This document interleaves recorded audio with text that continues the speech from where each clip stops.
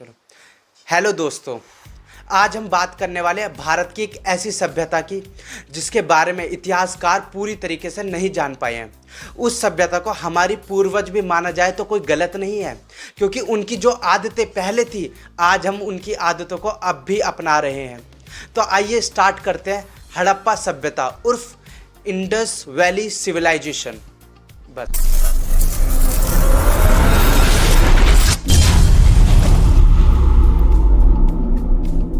1826 में Charles Manson को पहली बार हड़प्पा सभ्यता के बारे में जानकारी मिली। उन्होंने 1842 में अपनी पुस्तक में हड़प्पा सभ्यता के बारे में लिखा, पर उसके बारे में कोई खुदाई नहीं की गई। 1853 का टाइम था जब अलेक्जेंडर कनिंघम हड़प्पा के अवशेषों पर टहल रहे थे। उन्हें वहां से एक मोहर प्राप्त हुई जिसमें एक वृषभ और 6 शब्द अंकित थे, पर वो इतने अच्छे आदमी थे कि उन्होंने उसकी कोई वैल्यू नहीं समझी, क्योंकि उन्हें डर था कि एक ऐसी सभ्यता जो विश्व की सबसे पुरानी और नगरीय सभ्यता है वो भारत में कैसे हो सकती है। तो उन्हें जलन हुई, इसलिए उन्होंने कभी उसको खुदाई के लिए मंजूरी नहीं की। बात है 1921 की, जब भारतीय पुरातात्विक सर्वेक्षण विभाग के अध्यक्ष जॉन मार्शल को बनाया गया। उन्होंने दयाराम सानी को आदेश दिया कि हड़प्पा सभ्यता की खुदाई की जाए। 1921 में दयाराम सानी ने पाकिस्तान के पंजाब प्रांत के हड़प्पा नामक स्थल पर खुदाई करी और वहां उन्हें सबसे प्राचीन, सबसे नगरीय सभ्यता के अवशेष प्राप्त हुए और उसी टाइम से हड़प्पा खोज की गई। 1921 के बाद ही 1922 में राखालदास बनर्जी ने मोहनजोदारो की खुदाई की और वहाँ से भी इन हड़प्पा सभ्यता के अवशेष प्राप्त किए। वहाँ से बहुत सारे मुर्दे मिले थे, इसलिए मोहनजोदारो का नाम मुर्दों का टीला रखा गया। उसके बाद तो कभी धोलावीरा, कभी राखीगढ़ी, कभी कालीबंगा, ऐसे जैसे क्षेत्रों की खुदाई चालू रही।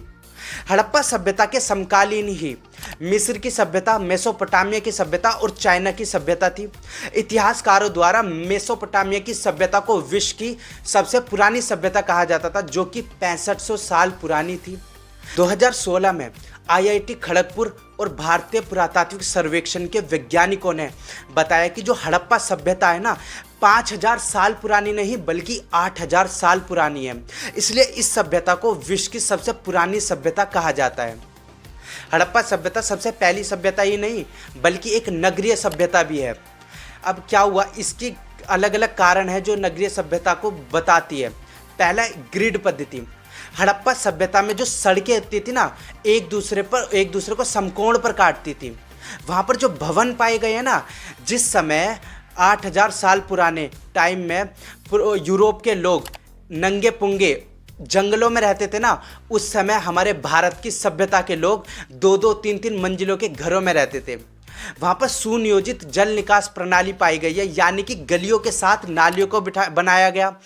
गली की नाली बड़े नाले में मिलती थी और बड़े नाले में कोई गिर ना जाए, किसी का बच्चा काला पीला होके ना निकले, इसलिए वहाँ पर स्लेब लगाए जाते थे। इसका गंदगी का भी बहुत ज़्यादा ध्यान रखा जाता था। हड़प्पा के बहुत से जो स्थल पाए गए हैं ना, उनकी किलेबंदी करी गई है। अब ये नहीं पता कि ये युद्ध आक्रमण की वजह से करी गई है या किसी और वजह से करी गई है। आज तक इतिहासकार इस बारे में कोई जानकारी नहीं निकाल पाए हैं। आइए अब हड़प्पा लोगों के बारे में जानते हैं। हड़प्पा के जो लोग थे ना, वो कृषि करते थे, साथ में पशुपालन करते थे और व्यापार करते थे। कृषि में वो 2 तरीके के गेहूं उगाते थे, तरबूज उगाते थे, खरबूज उगाते थे और अनेक सब्जियां उगाते थे। मोहनजोदड़ो से वहाँ एक बड़ा महान स्नानागार पाया गया है, जिसे हम स्विमिंग पूल भी कह सकते हैं। आज के ज़माने के जो अमीर लोग होते हैं ना, वही स्विमिंग पूल नहीं रखते, बल्कि उस टाइम के अमीर लोग भी अपने दुर्ग में स्विमिंग पूल बनाते थे।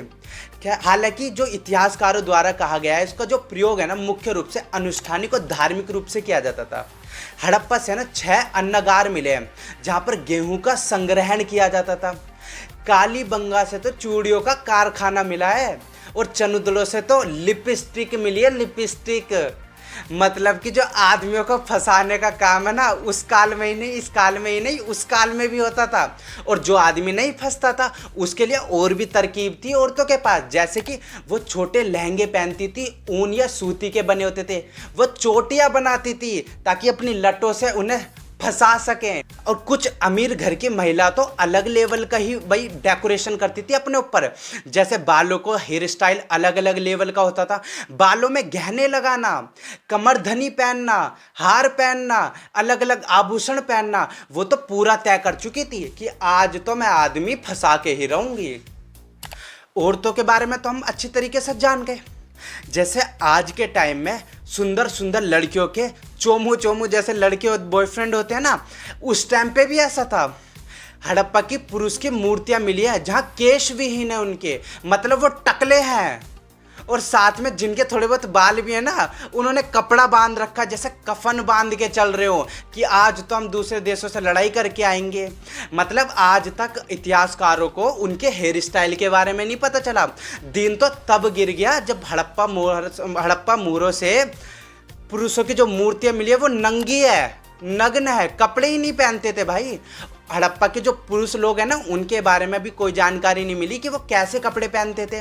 पर हाँ, एक पुरोहित राजा की मूर्ति मिली है जिसके आधार पर कहा जा सकता है कि वो धोती नुमा कुछ पहनते थे और ऊपर शोल लपेटते थे और खत रखते थे। खत उस टाइम के पुजारी। हड़प्पा वासियों के जो घर होते थे ना, उनमें एक कुआं होता था उनके पानी पीने के लिए, शौचालय होता था और नहाने का अलग स्थान होता था। हड़प्पा वासी तो भारी क्षेत्रों में कुआं भी लगवाते ताकि भारी क्षेत्रों से आए हुए यात्रियों को पानी दिया जा सके। हमारा संस्कार और हमारा धर्म ही कहता है दूसरों को पानी पिलाने का। और वहाँ बिग बॉस के OTT प्लेटफॉर्म में जिया ने एल्विस यादव को साबुन वाला पानी पिला दिया। ये कोई बात होती है? चलो कोई बात नहीं। हड़प्पा सभ्यता के लोग पढ़े लिखे तो थे, उन्हें माप तोल का भी ज्ञान था। बताया जाता है कि हड़प्पा सभ्यता के जो बाट मिले हैं ना, वो 16 या 16 के आवर्तकों में मिले हैं, जैसे कि 16, 32, 64 इनके बाट होते थे। जो सबसे अधिक भार वाला बाट मिला है ना, वो 10.876 ग्राम का मिला है। अब मन में सवाल उठता है कि हड़प्पा सभ्यता के लोग किनको पूजते थे? आज तो हम हिंदू धर्म, कोई मुस्लिम धर्म, कोई ईसाई धर्म को पूजता है, तो उस समय के लोग किनको पूजते थे? तो हड़प्पा सभ्यता के लोगों में ना हड़प्पा से टेराकोटा की मातृ देवियों की मूर्तियां मिली है जिनके गर्भ से पौधा निकल रहा है।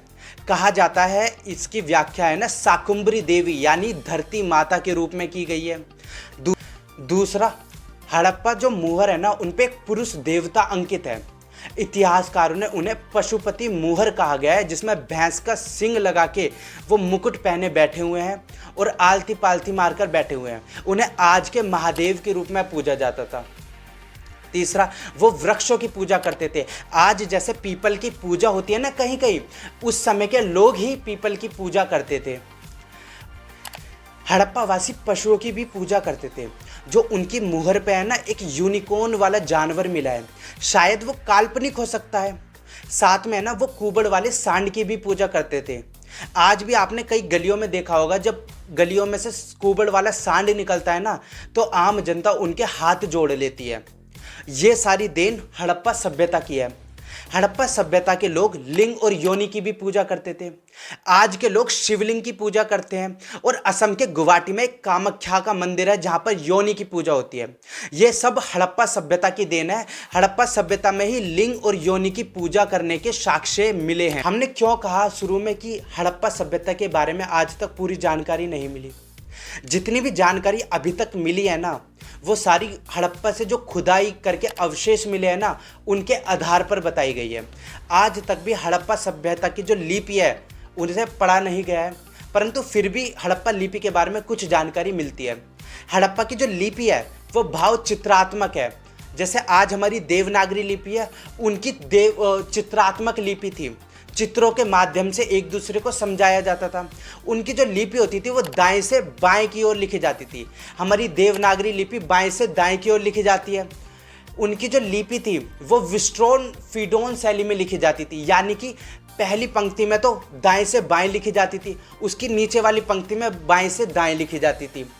उपिंदर सिंह बताती हैं कि हड़प्पा की अब तक 400 से 450 प्रतीक चिन्हों को खोजा गया है।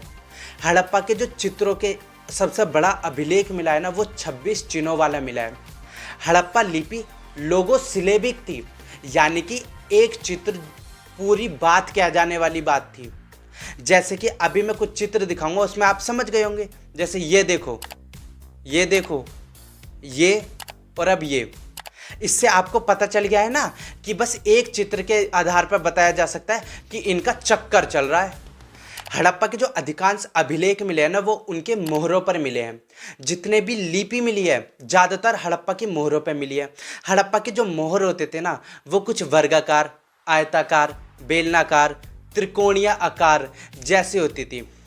हड़प्पा की मोहरों पर जानवरों की, पक्षियों की और मनुष्य की भी चित्र अंकित होते थे। आज भी लोगों के मन में सवाल बना हुआ है कि हड़प्पा सभ्यता का नाश कैसे हुआ।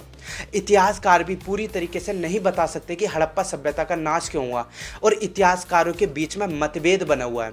जैसे राम प्रसाद मुखर्जी और मार्टिमर वेलर कहते हैं कि हड़प्पा सभ्यता का नाश आर्यों के आक्रमण के कारण हुआ है। वही एम.आर. साहनी और रॉबर्ट एल राइक्स कहते हैं कि प्लेट टेक्टोनिक की घटना हुई, जिसकी वजह से बाढ़ आई और बाढ़ के कारण ही हड़प्पा सभ्यता खत्म हुई। एच.टी. लैम्ब्रिक कहते हैं कि प्लेट टेक्टोनिक की घटना हुई, परंतु उस वजह से सिंधु नदी ने अपना मार्ग बदल लिया, और जिस वजह से सिंधुवासी के लोग पानी के प्यासे हो गए और वो खत्म हो गई सभ्यता। गुरदीप सिंह कहते हैं कि वहाँ पर पूरा इलाका शुष्कता से भर गया, यानी कि वहाँ पानी की कमी हो गई, और जिस वजह से हड़प्पा सभ्यता का नाश हुआ। फेयर सर्विस कहते हैं कि अच्छी प्रकार की कृषि हो रही थी, सब कुछ अच्छा चल रहा था, वहाँ पर जनसंख्या का दबाव हो गया, बहुत सारे जानवर हो गए, बहुत सारी पॉपुलेशन हो गई, इसलिए जो कि हड़प्पा के संसाधन सहन नहीं कर पाए और इसलिए उसका नाश हो गया।